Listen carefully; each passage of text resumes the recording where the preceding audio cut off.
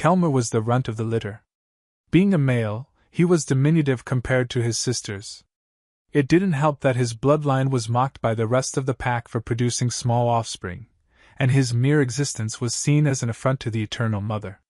Cubs as small as himself were usually culled, and his mother was ostracized for allowing him to live. However, they were a bloodline of fighters, and their family traversed faster than the rest of the pack in order to claim first blood on hunts. Kelmer and his 2 sisters had proudly claimed first blood on the past 2 hunts, and he would be glad to be the first on this planet as well. The larger the target they brought down, he reasoned, the less of a disgrace he would be. It was for this reason that Kelmer wanted to target a human military outpost in the frigid wastes of their northernmost geographic pole. Kelmer and his sisters, Valret and Jadas, landed their pod discreetly. Far enough not to draw attention from the outpost, but close enough to draw first blood and get back before they felt the effects of the cold. The Raltoro were a resilient species, but the temperature here was inhospitable even to them. Kelmer's fur bristled against the frigid air, and he was forced to squint as he stepped out of the ship, while his eyes adjusted to the astoundingly bright surroundings. He took a moment to mentally prepare himself for the hunt, and prayed to the Eternal Mother for worthy prey. "Do not waste your breath on prayer, Kelmer. The strong eat, that is all you need to know." Valret roughly shoved him aside, closely followed by Jatas. He took the abuse silently. It was true, after all. They never could keep all of their own meat long enough to load into their ship, as it was constantly taken from them by larger and stronger bloodlines. They hadn't eaten for 5 cycles now, and the ache in his stomach was a constant reminder of this. Sending a silent prayer to the Eternal Mother, Kelmer followed his sisters with determination in each step. It wasn't long before they came across a most unusual creature. Neither Kelmer nor his sister had felt heat radiating from it, and it was covered in white fur, easily hiding it against the snow. The only distinctions between the creature and the surrounding snow was 2 black eyes and a black nose on its furry face. The thing was playing on the side of a snowbank, oblivious to the 3 aliens close by. Valret, being the biggest, held her composure. It would not do to sate their appetites on the meat of something so weak. What they needed was prey that could fight, something to put a fire in their blood. Kelmer followed suit. It was not his place to question authority. Jadas, on the other hand, grew tense, and crouched close to the ground. "A small taste. That's all," she turned and said in response to Valret's disapproving stare, before slinking forwards. Her target, finally taking notice of their presence, had stopped playing, and began climbing the snow bank, letting out pitiful cries. Jadas darted forwards, and clamped her powerful jaws around the neck of the little white prey. It let out a slightly louder cry for mercy before being silenced. Blood splattered against the snow, and Jadas savored the warm blood and fat. She turned back towards Valret and Kelmer with a crimson grin. A roar pierced the tranquility of the frozen wastes. Turning to its source, the Raltorua saw a massive creature standing atop the snow bank, silhouetted against the blinding sun. Before Jadas had time to react, the monster atop the hill trampled down the hill, plowing through her. Kelmer could hear bones cracking and sinew tearing as the beast tore her limb from limb. Valret rushed forwards to help, but the monster had mutilated Jadas into an unrecognizable pulp before she was even in striking distance. White fur, for limbs, eyes as black as hate itself. Kelmer stood stock still in shock as he realized that Jadas' prey was only an infant. This was the mother. Valret swung a clawed hand at the monster, opening 4 red streaks against its white fur, and revealing black skin beneath. The white demon stood on her hind legs, bellowing a cry of anguish. No, it was a cry of anger. Valret lunged forwards, attempting to topple the monster onto its back and exploit the vulnerability of its soft belly, but it was too strong. A mighty swipe of its gargantuan paw sent Valret crashing to the side, collapsing into the snow with several broken ribs piercing through her own skin. His sister was bleeding heavily, and Kelmer could do nothing but watch. He cursed himself for being such a coward. The angry mother fell back onto all 4s before approaching Valret. It placed a heavy limb on her, collapsing her battered rib cage, and took her neck in its powerful jaws. With one mighty motion, it tore her head from her body, before dropping it into the cardinal snow. The mother turned to Kelmer. Kelmer cried a roar of despair as he clumsily tried to draw his plasma weapon from its sheath. The pale monster tackled into his feeble body, forcing him into the snow and easily plunging its massive claws deep into his flesh. As it opened its mouth full of incisors to deliver a painful death, Kelmer couldn't help but realizing one thing. This monster was no herbivorous mother eliminating a threat to the herd. It was a predator, avenging the death of its young. Crushed beneath the creature's massive body, Kelmer was helpless to fight back. His world went black shortly after the monster crushed his neck between its powerful teeth. Rakula had just come of age. She was nearly full-grown, and had participated in all the necessary rites of passage. Well, all but one. It is customary in Raltora culture for someone to participate in a hunt without aid from the main pack before being recognized as an adult. However, that is not to say that they do not get help on their first hunt. Siblings that survive to adulthood would often journey on to their first hunt together, learning to work as a team. Rakula, however, was not from some lowly bloodline.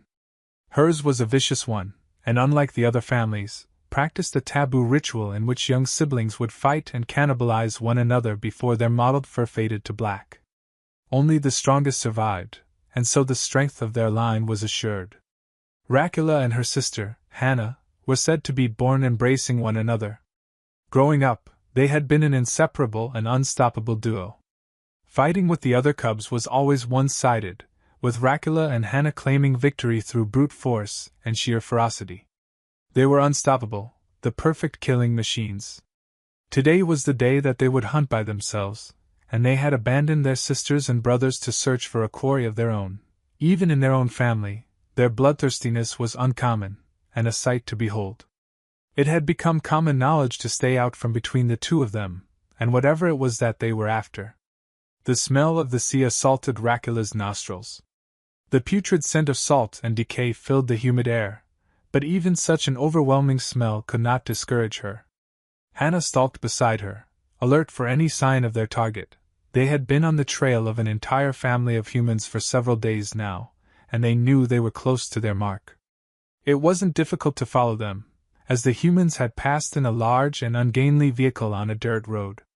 Far away from population centers, she knew that they only had to follow the same path.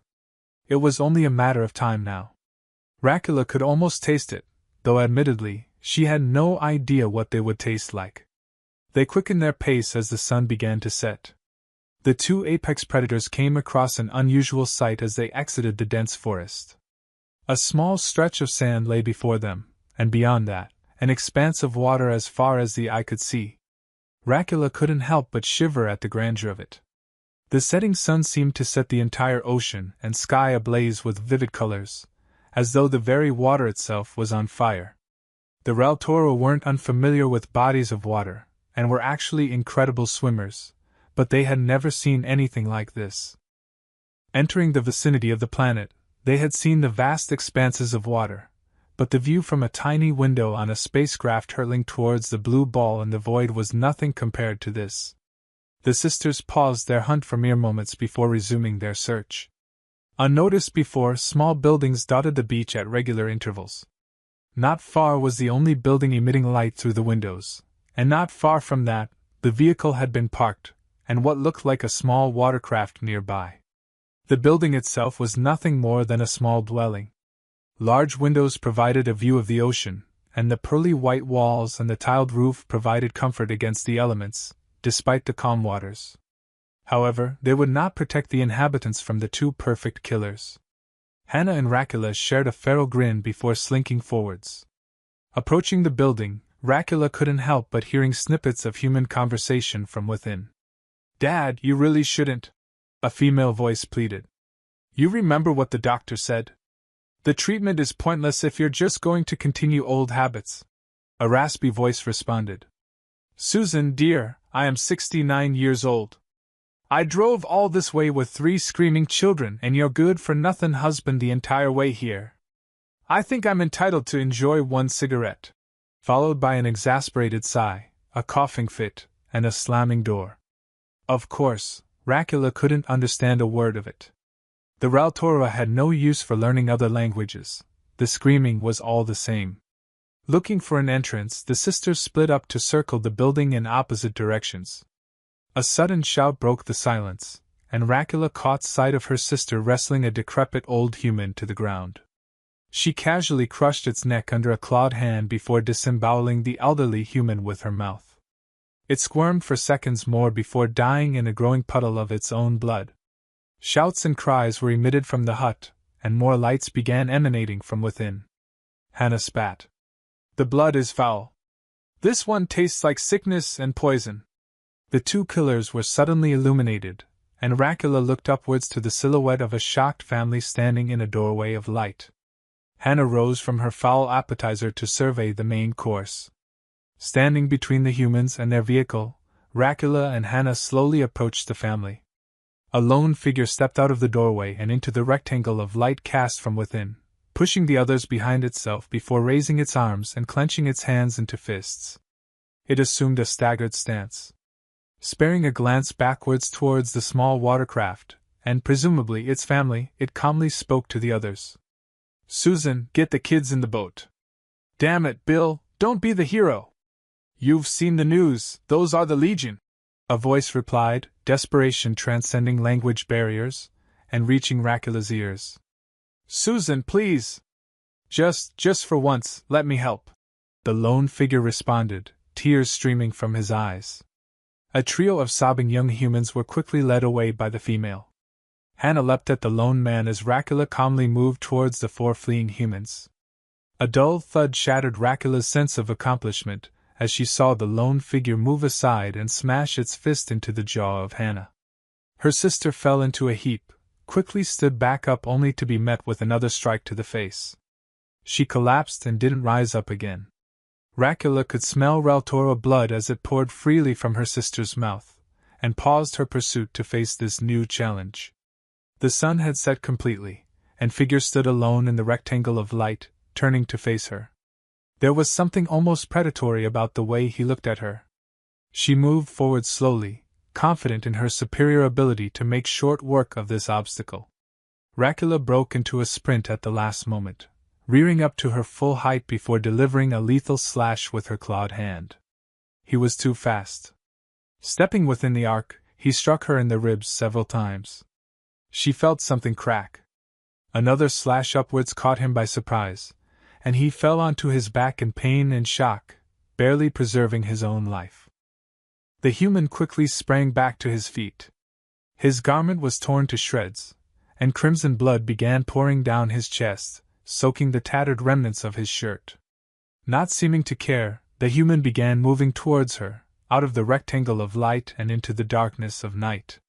Racula happily slunk into the shadows, silently mocking the human's decision to enter the dark. The Raltora were living nightmares, and the shadows were their element. She glanced at her sister's form as it began to stir. The human took advantage of her momentary distraction, and broke into a run, driving a fist right to Racula's eye, before driving the both of them into the sand. In a daze, she couldn't resist as the human positioned itself to sit on her torso, delivering a flurry of punches straight to her head and neck area.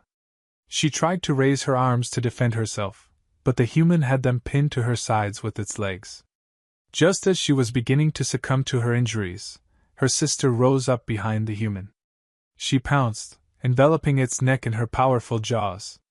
A painful crunch marked her death-dealing bite to their troublesome prey as it went limp in her mouth. The sisters turned towards the final four, who had taken the opportunity to set their craft in the water. The adult was using a plastic tool to paddle them forwards at a slow pace. Hurt, but not perturbed, the two waded into the water. The water was cold. Racula allowed herself to be enveloped by it, paying no heed to her swelling eye. Hannah grimaced as the salty water washed away her blood.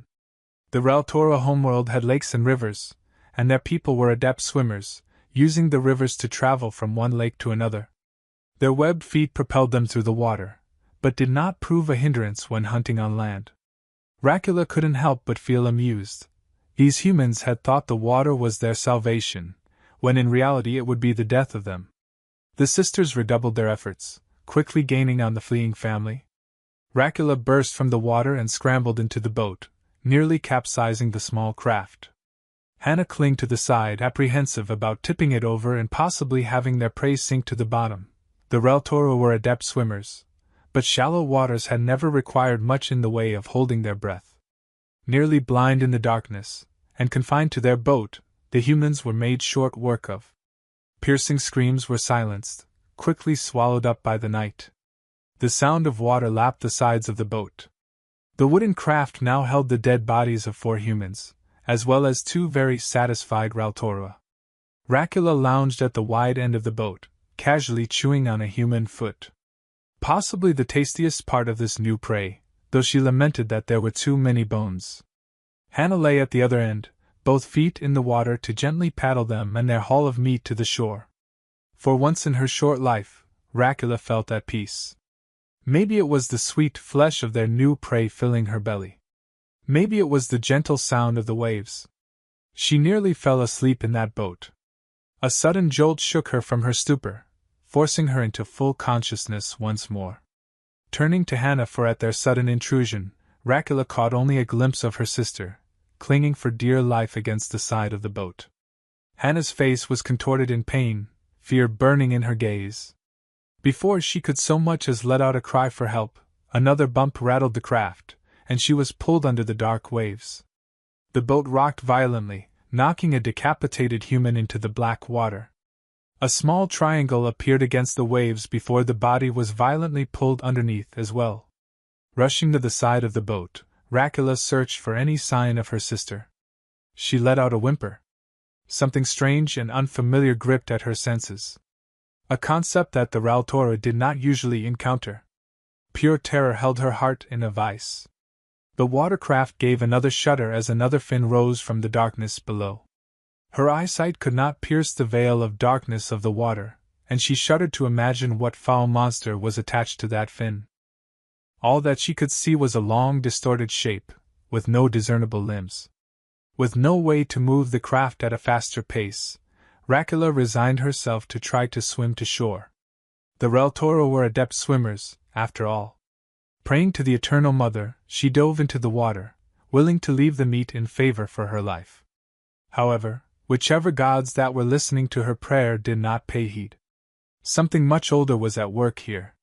Something that was so perfect in form and function that it had remained largely unchanged for hundreds of millions of years. Who were they to stand in its way? Dracula's desperate flailing was interrupted in a waterfall of pain as a giant set of jaws took a hold of her left leg, thrashing and pulling her under the waves before tearing a huge chunk of flesh free, rendering her leg useless. The moon had risen completely in the sky, casting a ghastly pale light on her meek form as the water around her turned crimson with Reltora blood. Dracula tried to keep moving, using her hands and good leg to keep swimming. Another monster rose from the murky depths, engulfing most of her ribcage between razor-sharp teeth, crushing the air from her lungs and dragging her underneath once more. Gasping for breath but getting nothing but water and blood, Dracula glanced back to look her killer in the eye. A final gesture that she had been outdone by a stronger predator, as though to respect its accomplishment and accept her death. Its skin was a rough texture, dark gray on the top and nearly white on its belly. The predator consisted of sharp angles. A single fin rose from its back, and its tail consisted entirely of a fin of its own. 2 triangular fins jutted from its sides. It was streamlined, as though carved by the water currents themselves. Its angular body was nothing compared to what she could see of its mouth. Its immense jaws were lined with hundreds of teeth, each one a jagged triangle of pearly white, most of which were embedded deep within the soft tissue and bones of her dying body. However, what struck her as the most shocking were its eyes. It did not have the predatory glint of another intelligent hunter. It wasn't like looking at another Reltora. They were more like the glazed gaze of a simple herbivore going through the motions of eating vegetation. Its eyes were dead eyes. Whatever this thing was, it had perfected killing down to all but sheer instinct, something that it could accomplish effortlessly. She wasn't being killed as a predator, and she wasn't even being treated like prey. Inflicting her death came as casually to this living nightmare as grazing would to a herbivore. Racula despaired as her vision finally began to go dark, and her pain faded away. Her oxygen-deprived brain dreamt of the deep, watery hell of this planet, and her final thoughts were not but nightmare-infested oceans. Brog fled through the dense undergrowth. Moist soil and bits of vegetation were kicked into the air as he darted through the dark, dodging between trees. His muscles ached, and his chest ached as his cardiovascular system threatened to fail him. He was dizzy from the exhaustion and lack of water, and his own vomit stained the fur on his chest and lining his mouth. He felt like he would vomit again. The Raltoro were not used to being hunted. His pack had arrived many days ago. How many, he could not say. He was one of the first packs to land on their new hunting grounds, but his team had a special mission. When the Raltoro had received word of this place from the Fonzers, they could hardly believe their ears. The Fonzers offered coordinates in exchange for peace between the two species. The cowards were surely lying through their beaks, trying to save their own skins.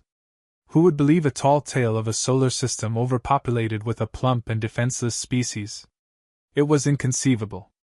However, the Fonzers were persuasive. They provided proof of the massive crowds and immense population centers. Hundreds of billions of units of meat. Humans, they called themselves. Such a numerous population was completely unheard of, though the Fonzers wove stories of flesh so succulent that it practically sloughed off their bones. They hadn't even achieved light speed, and the alien diplomat claimed that their weapons were sorely outdated. With a prey like that, the Legion would never go hungry again. There were even rumors among the ranks that the Elders would claim the place as the new home of the Legion. No more traveling, no more rotting flesh, and no more cryosleep between planets was what the deal offered them. It was an easy decision to make. Brog was one of the elite few tasked with setting up a base of operations for the Legion. His team was to locate a secluded place, far away from human population centers, close to their old habitat, and covertly secure the area until more Raltoro arrived to begin construction.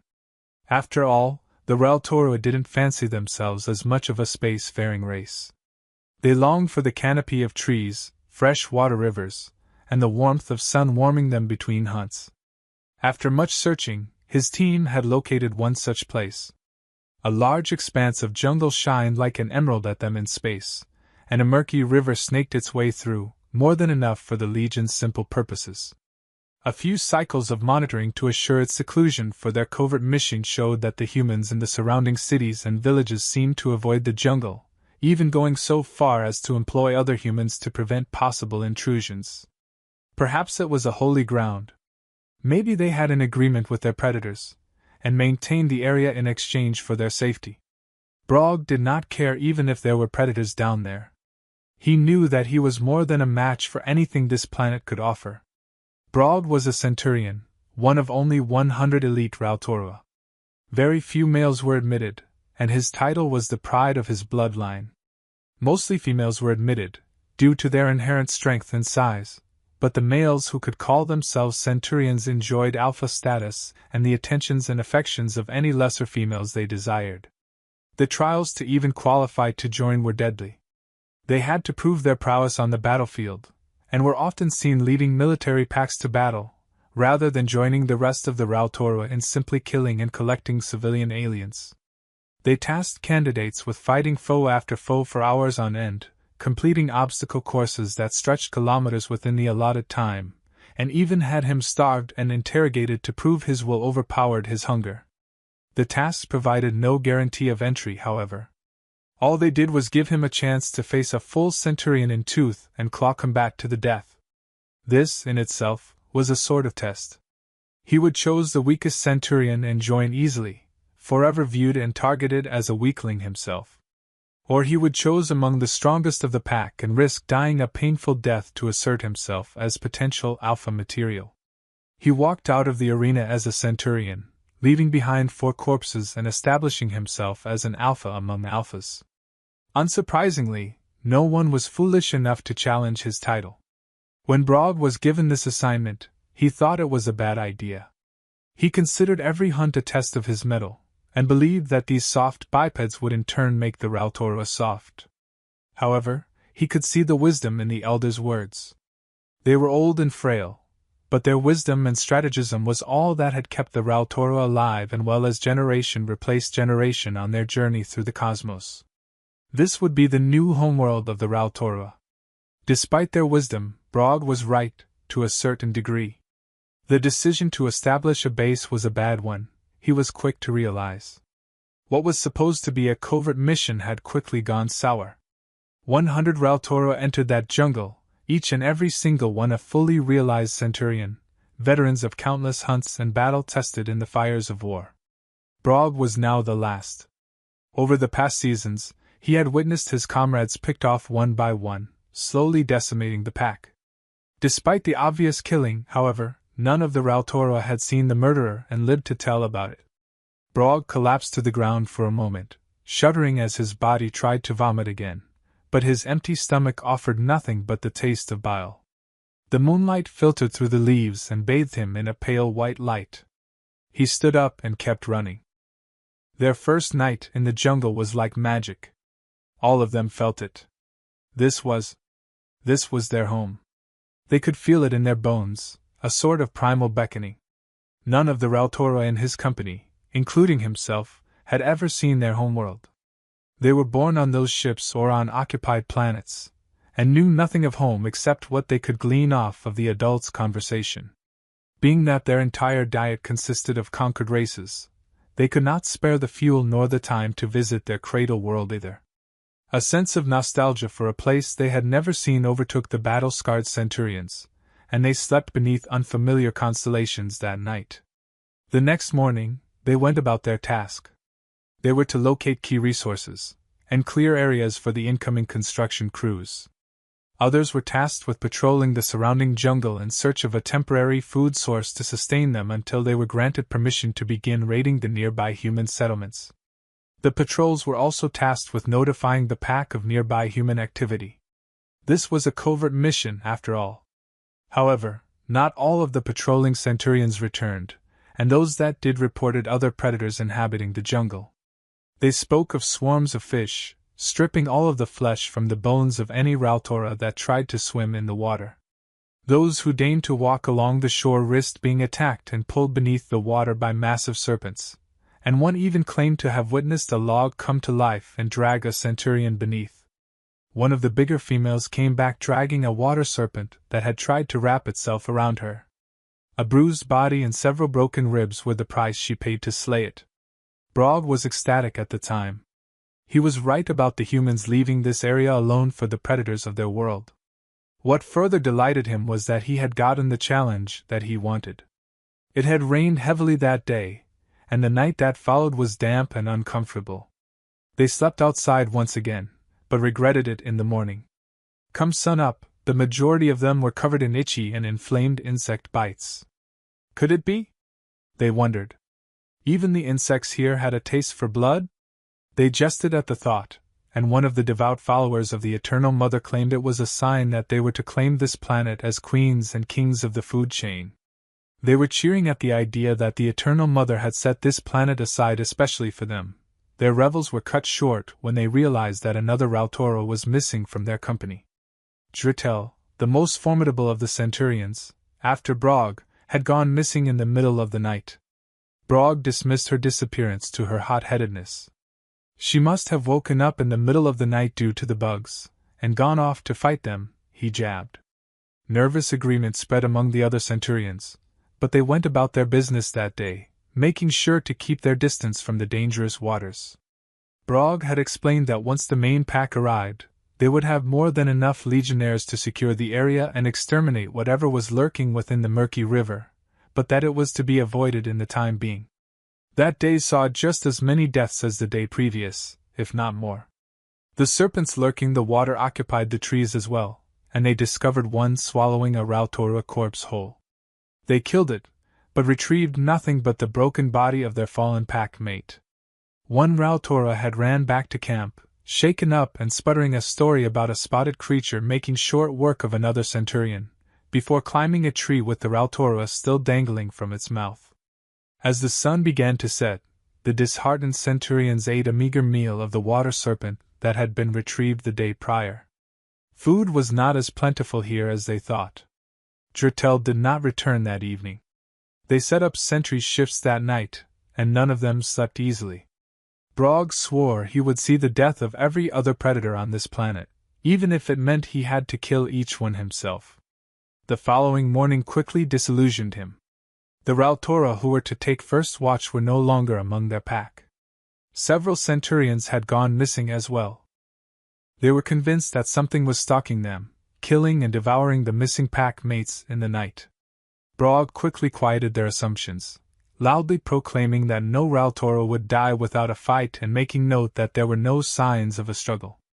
They probably ran off to fornicate, try and start a pack of their own. He spoke loudly for all to hear. And if I catch any of these traitors, I will personally purge their bloodline from the pack. It was then that one Rautora exited the ship in a panic, drawing all attention to herself. The ship's been sabotaged, she exclaimed, quickly denouncing Brog's theory. Brog shoved his way past the other Centurions and onto their ship. Panels had been pried from the walls and floor, revealing a tangled mess of cords. Anger welling up within him as he moved further into the ship, revealing more damage to the ship. Nearing the fuel tanks, he nearly slipped and fell, but caught himself by digging a clawed hand into a loose wall panel. Whatever had sabotaged this place had cut the specialized tubes feeding into the engine. The slick blue fuel that served as the lifeblood for their only transport was spilling all over the floor, seeping past the missing panel and saturating the dead components within. The other Centurions were quickly becoming agitated. Until then, the only predators they had encountered were the simple-minded reptiles. Could it be? One wondered aloud. Could the humans have intelligent predators? Another wailed in despair. They're going to kill us! They've trapped us here with them! His cowardly cries were silenced quickly as a fellow Centurion struck him across the face with a clawed hand. Coward! We will find whatever did this, and we will show them that the humans have a new predator, she growled over his whimpers. Brog bared his teeth in a menacing grin. All they've done is give us no choice but to wipe them out, he announced to the other Centurions. For all his bravado, Brog was helpless to stop the killings. They began sleeping in the dead hull of their ship, and every morning woke up with missing sentries. No signs of struggle, not even the mess usually associated with a kill. They halted their duties and went on the prowl every day, looking for a cave or lair where they might finally face the other predators. They thoroughly surveyed the entire area, but could not even find a trace of their fallen comrades. Not wanting to go too far from their ship for fear of being caught out after dark, they were limited to the vicinity of their steel refuge. More like a steel coffin, Brog mused silently to himself.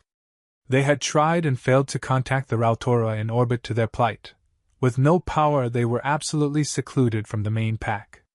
Their confidence quickly diminished as their numbers slowly dwindled, every few nights waking up to realize that a few more among them had been taken. Even Brog began finding it difficult to sleep at night. He would never admit it to the others, but it was as though a seed of fear had been planted in his chest, and tendrils of terror threatened to burst from between his ribs at any second. Brog went to sleep the previous night nestled with 3 other Rautora. It had been raining for 4 cycles now, and they were beginning to feel the chill in the air. He woke up in the middle of the night when he felt the shifting of a warm body beside him. It slid away, and he could hear brushing of fur being dragged across steel. Suspecting the worst, he opened one eye slightly to see the lifeless form of a Centurion sliding through the dark passage of their ship, a shadowy figure struggling to pull the mass. Eager to ambush the predator that had been causing them so much pain and fear, he quickly turned to the other 2 Rautora to have them help him end their enemy. However, he could immediately tell something was wrong. Their bodies were warm, but he couldn't see the gentle rise and fall of their form. Growing more and more agitated, he tried to shake them awake violently. He ended up flipping one over onto her back. Her head lolled to the side, and her limp tongue dangled from between her jaws. A corpse. Brog could feel the fear threatening to take over. He stood up quickly, then turned to the exit and fled before whatever was hunting them realized it had left one alive. Brog had been running ever since, trying to put as much distance between himself and that great metal tomb as possible. He would periodically stop to try and drink or find something to eat. Anything to eat, even something dead and rotting. It had been several nights since he had last had a meal. However, every time he paused, it was not long before the scent of the dead Rautora caught up with him, and he knew the predator was near. He elected to leave the jungle, no matter what. He knew it was surrounded by human settlements. If he could just make it to one, they would capture him and keep him safe from the predator. Then the main force would come and rescue him. Yes, this was a good plan, he thought to himself. Truth was, it was nothing but the fevered musings of a half-starved centurion with next to nothing to hope for. Deep down, he knew this was true. By midday, he found it too difficult to run. The jungle was like a labyrinth, and he zigzagged between the trees with nothing to direct him but the scent of the dead centurions. He was so thirsty. It had stopped raining as the sun came up, and he did not know how to make it back to the river. His parched throat was a constant reminder that he had been wrong. This place was no home of his. It was a living, breathing hell, where even the insects feasted on Rautora blood. He moved slowly, trying to conserve his energy. He swaggered through the forest, dizzy from the hunger and lack of sleep. However, as evening began to arrive, the ever-encroaching stench of the deceased Rautora seeped through the jungle, becoming stronger, seeming to saturate the very air with the feeling of his own mortality. He began running again. Brog stumbled again, his legs giving out. He let out a whimper, and prayed to the Eternal Mother for mercy. All was hopeless, he would never find the human settlements, let alone any Legion aid. He glanced upwards and it was as though his prayers had been answered. Or maybe he was beginning to hallucinate due to the exhaustion. Through the trees, not far, he could see the flickering of flames, and the sound of alien voices. Humans! He knew they were naught but prey, but took comfort that they may be his salvation from whatever was hunting him through the dark jungle. He forced himself to stand and walk forwards. The scent of dead centurions was quickly becoming overwhelming, and he could now hear their bodies being dragged through the dense underbrush. He knew he would have to present himself as non-threatening if the humans were to help him. He willed his hackles to lower, and he wiped the vomit and spittle from his fur as best he could. The weary Rautora stumbled and tripped through the dark jungle and into the light of a fire, much to the surprise of the humans sitting around it. They were hardly clothed, if at all, and the only structure there was a tent. Women and children mostly, they had been chattering in some foreign tongue, eating strips of something that they were roasting on the open flames. Brog quickly forgot his meekness as he saw what lay before him. The skulls of the Rautora lay strewn about, and their faces seemed to have been peeled off and treated to resemble the original heads, though much smaller. They looked as though they were treated and dried, resembling flesh that had been left in the sun for too long. Their eyes and mouths were sewn shut, and Brog could even recognize a few of them. Hate welled up within him. The humans must have been trading for the bodies of the centurions. Drawing himself up to his full height, Brog decided then and there to kill every last one of this helpless quarry. They cowered before him, the crackling flames sending his distorted shadow against the trees. A sharp prick in his thigh pierced his concentration. Brog instinctively brushed the area with a clawed appendage, pulling a wooden shaft loose from his skin. What a pitiful defense, he thought to himself before slumping to the ground as his legs gave in to his weight. What was going on? Brog tried to move, but was quickly feeling his body go numb. It must have been the predators. They had finally caught up to him. He turned over to his back, trying to pull himself further from the hunter in the trees, but his strength failed him. He opened his jaws to let out a final roar of defiance, but even his voice had left him. As the edges of his vision began to darken, he spared one final glance to the jungle. A pair of predatory eyes looked back at him, as fierce and unmerciful as any Rautora. They belonged to one of the predators that had so effortlessly decimated the centurions, and were slowly approaching to finish the job. A lone human slowly stepped out from between the trees, dragging a centurion behind him. Further within the jungle stood other humans, all dressed in simple cloth and leaves, wielding nothing but spears, bows, and shafts of wood. The one now standing above Brog had been holding a hollow length of wood to its mouth. Brog felt a glimmer of realization amid the crushing hopelessness, as the cold embrace of death chilled his bones. The Legion would arrive filled with hope for a new home and a world inhabited by the perfect quarry. What they would find was a planet with a food chain far larger and far more lethal than anything they could have imagined. At the top was their so-called quarry, patiently waiting to tear their hope to shreds.